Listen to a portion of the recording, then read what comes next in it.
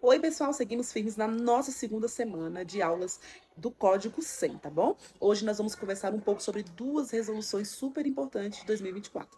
A primeira, que é a resolução CNE-SEB número 3, que trata do atendimento educacional especializado, que é o AEE, e a segunda, que é a resolução CNE-SEB de número 4, que aborda a educação escolar quilombola do campo, tá? Essas resoluções, elas atualizam diretrizes para garantir a inclusão, a diversidade e a equidade dentro das escolas brasileiras. Isso é um assunto quente, gente, quentíssimo nas provas, né, da área da educação.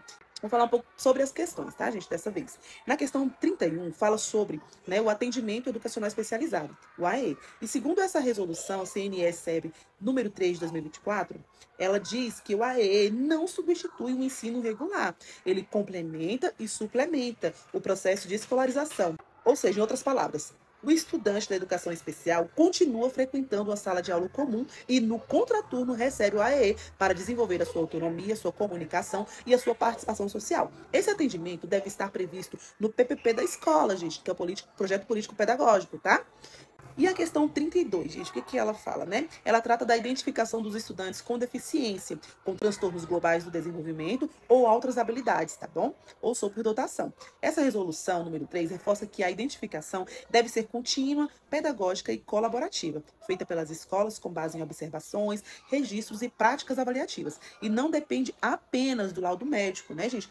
O foco é pedagógico e o diagnóstico clínico é apenas um dos elementos, ok? Já a questão número 33 fala sobre a formação dos professores. Importantíssimo saber sobre isso, viu, gente? A resolução determina que todos os educadores, e não apenas os educadores do AE, todos eles devem receber formação em práticas inclusivas, acessibilidade e uso de tecnologias assistivas. Todos somos nós, eu, você, tá? E o objetivo é que cada professor saiba adaptar materiais, usar recursos digitais e desenvolver estratégias de ensino acessíveis a todos os alunos, tá bom?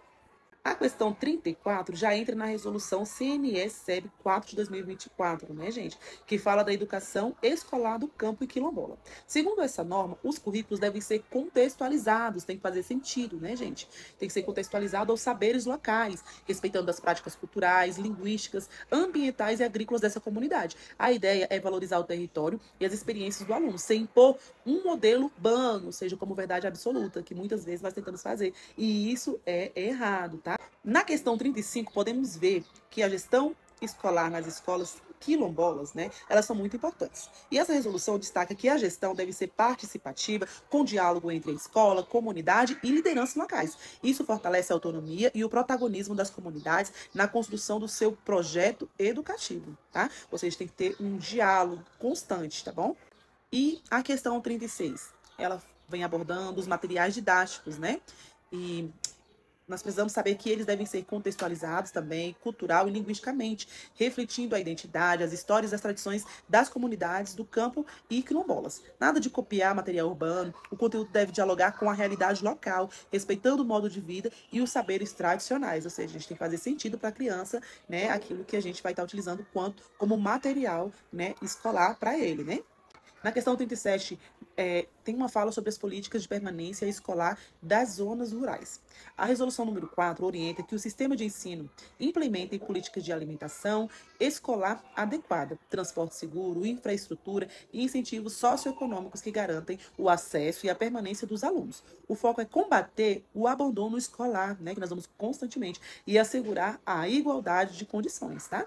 Aqui na questão 38, né, trata um pouco da avaliação escolar em contextos quilombolas e do campo. Essa avaliação deve considerar os saberes locais e as práticas comunitárias e o modo de vida da população. Ou seja, o processo avaliativo deve respeitar o tempo, a cultura e as próprias formas de aprender e de ensinar da criança, tá? E agora, na questão 39, vamos voltar à resolução número 3, que fala sobre as tecnologias assistivas, né? Essas tecnologias, como softwares de leitores, de telas, pranchas de comunicação, cadeiras adaptadas, dentre outros, né? Devem ser fornecidas pelos sistemas de ensino para garantir a autonomia, a comunicação e a inclusão dos estudantes. Elas não são opcionais, são um direito previsto na política de educação inclusiva. E, por fim, a questão 40, que fala sobre a articulação entre a educação e saúde. A resolução número 3 de 2024 propõe que haja parcerias intersetoriais entre escolas, unidades de saúde, assistência social e a família. Já vimos isso antes, né, gente? Essa integração permite diagnóstico, reabilitação e o apoio contínuo aos estudantes, que são o público-alvo da educação especial. E é a chamada rede de proteção intersetorial, essencial para o desenvolvimento integral do nosso aluno, tá?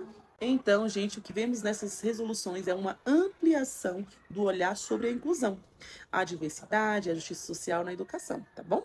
A escola é chamada a reconhecer as diferenças, valorizar os territórios e garantir o direito de aprender a todos, com equidade e respeito, tá? Essas resoluções são muito cobradas. Por quê, gente? Porque representam o avanço das políticas educacionais brasileiras. Então, vale a pena ler os textos na íntegra, não fique somente aqui, tá bom? Principalmente os artigos de número 2 ao 7º, né, da resolução número 3 de 2024 e os artigos 3 ao 9º da resolução de número 4 de 2024. Ficamos por aqui com essa aula de hoje e até amanhã. Tchau, tchau!